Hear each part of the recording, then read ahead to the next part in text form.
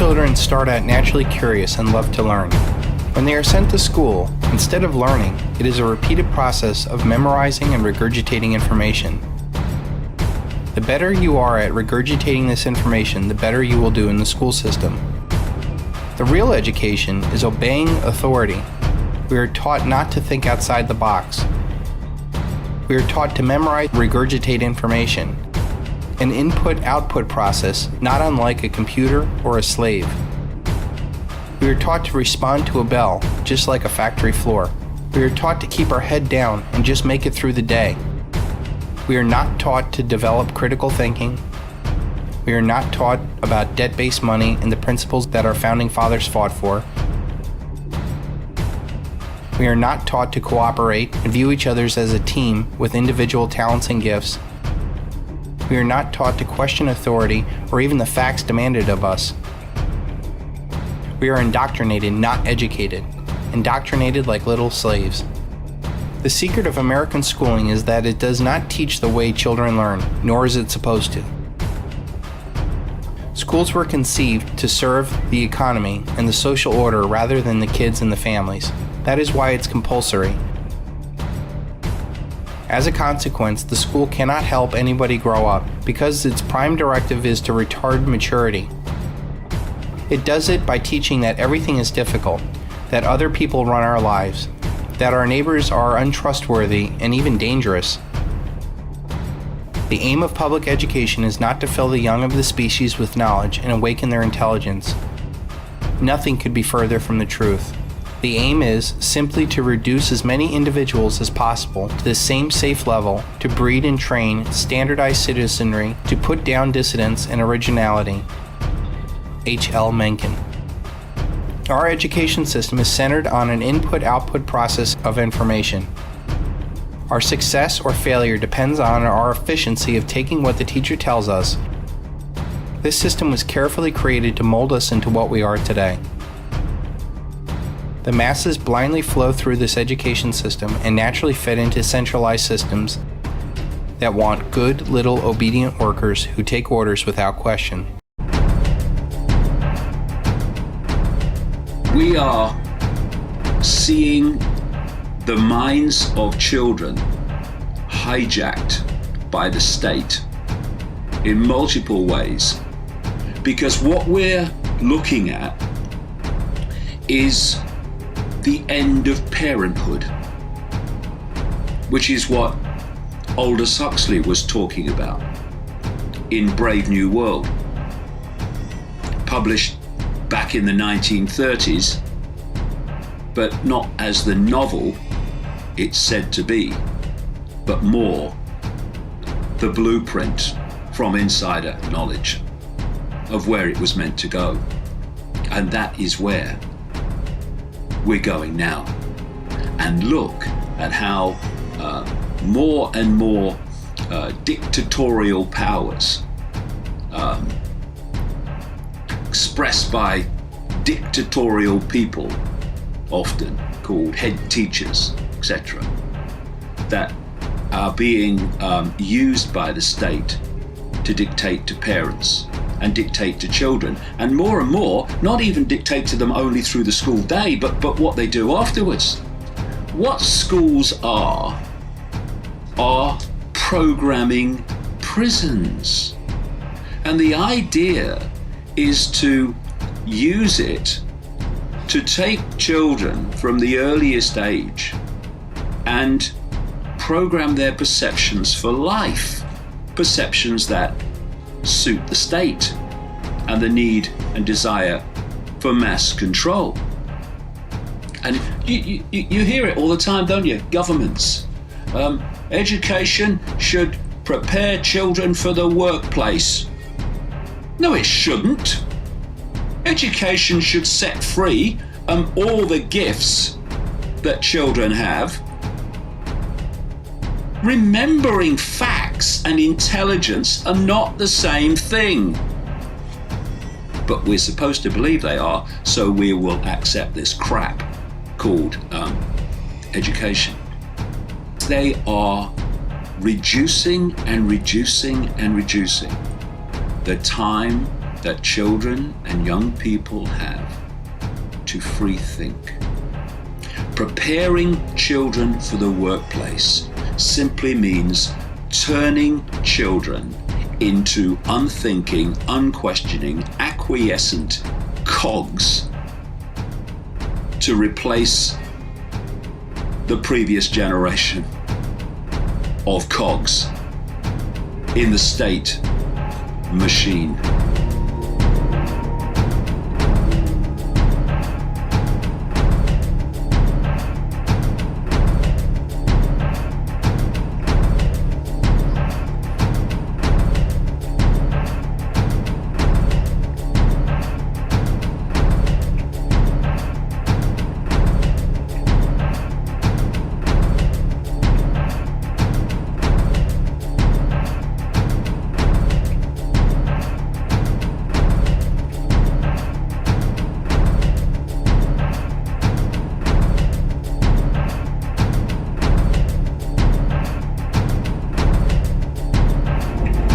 Our children are living in the most intensely stimulating period in the history of the earth.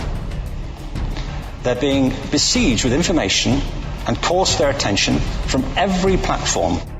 Computers, from iPhones, from advertising holdings, from hundreds of television channels.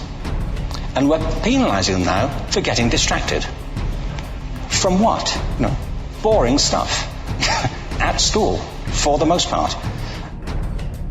The arts especially address the idea of aesthetic experience. An aesthetic experience is one in which your senses are operating at their peak. When you're present in the current moment, when you're resonating with the excitement of this thing that you're experiencing, when you are fully alive. An anesthetic is when you shut your senses off and deaden yourself to what's happening. We're getting our children through education by anesthetizing them. And I think we should be doing the exact opposite. We shouldn't be putting them asleep. We should be waking them up to what they have inside of themselves. We still educate children by batches. We put them through the system by age group. Why do we do that?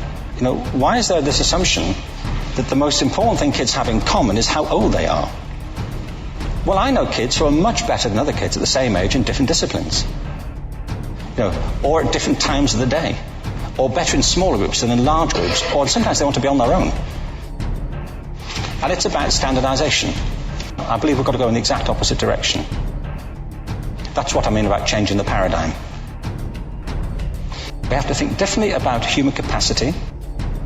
We have to get over this old conception of academic, non-academic, abstract, theoretical, vocational. Secondly, we have to recognize that most great learning happens in groups. That collaboration is the stuff of growth. And thirdly, it's crucially about the culture of our institutions, the habits of the institution and the habitats that they occupy.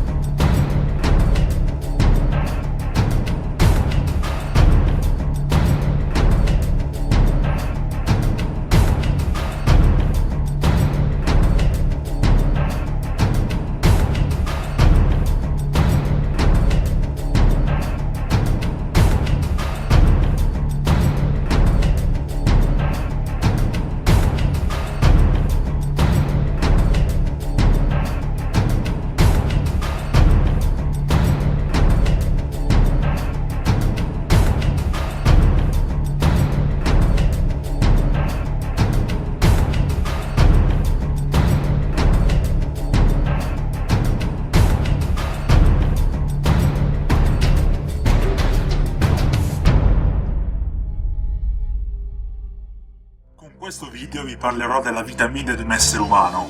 Nasce, fino a 6 anni rimane un essere umano, ovvero ancora caratterizzato dalla gioia verso la vita e dalla curiosità. Vuole sapere il perché di tutto, guarda con stupore ogni cosa ed è felice di esserci. Arrivati ai 6 anni inizia la scuola.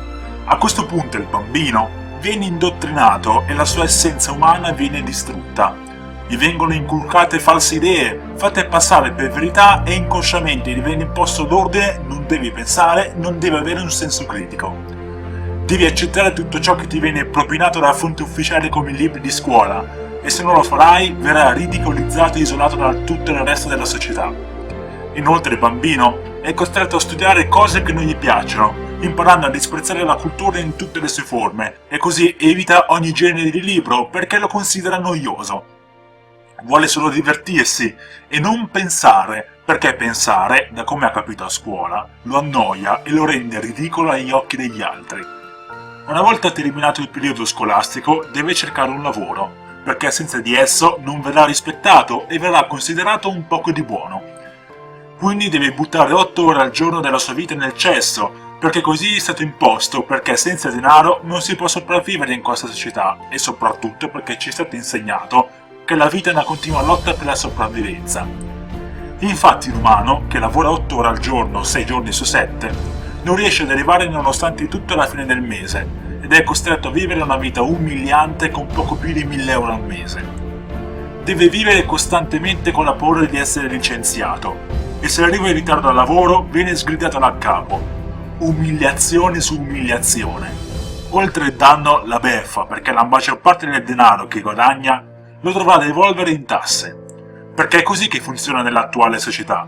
Bisogna dare soldi allo Stato per finanziare opere e servizi pubblici. Ma il povero umano non sa che le tasse serviranno per pagare il debito pubblico generato dalle banche, un debito eterno che non potrà mai essere estinto. Poverino, non è a conoscenza del signoraggio, motivo per cui la quale è schiavo. Una volta che l'essere umano torna dalle sue 8 ore di lavoro a casa, è stanco e depresso, e non ha nemmeno la voglia di pensare o di ascoltare. Vuole solo rilassarsi perché è distrutto, perciò si stende sul divano e accende la TV riempendosi il cervello di spazzatura e di false notizie spacciate per verità, proprio come andava a scuola. Chi glielo spiega che la TV è in mano alle persone sbagliate e che riempie il cervello di sole cazzate? L'umano è ignaro anche di questo, ma non vuole saperlo, perché non gli interessa. Vuole passare la sua vita all'interno del suo guscio per sentirsi protetto. Vuole la macchinetta, il cibo, il lavoro, la scopata e l'uscita il sabato sera. Inoltre il cibo che ingerisce è pieno di agenti chimici che lo fanno ammalare e lo faranno ammalare, ma non gli interessa. Non dà peso a queste cose perché lui vuole vivere nel suo guscio, ovvero nella cosiddetta campana di vetro, perché si sente protetto e ha paura della verità, che poi invece rompere il suo guscio mandando a monte tutte le sue sicurezze. Dopo 55 anni di lavoro arriva finalmente la pensione, la tanto attesa pensione. Ma l'essere umano è ormai vecchio e non sa cosa farsene nel suo tempo libero. Ha trascorso una vita talmente alienata dal lavoro che ormai non conosce più libertà, o meglio, non sa più immaginare che cosa questa sia. Inoltre, non è riuscita a coltivare le idee e neanche degli hobby, perché non ne ha mai avuto il tempo. Una sorta di automata lobotomizzato, una specie di essere senza anima e senza cultura. Perciò inizia a deprimersi e trascorre le giornate vegetando e aspettando la morte. Ma la morte non si fa attendere, arriva in fretta. Infatti, dopo essersi ingozzato di merda per una vita intera, dopo aver respirato lo smog delle auto e trascorso una vita sedentaria, l'essere umano nella maggior parte dei casi si ammala, terminando la sua angosciante vita. E secondo voi la concezione moderna di vita ha un senso logico? Per me no. Io voglio cambiare le cose. Per cambiare però dobbiamo conoscere. La conoscenza e la cultura donano libertà e la capacità di esprimere il proprio pensiero e le proprie idee. Collaboriamo per costruire un futuro migliore.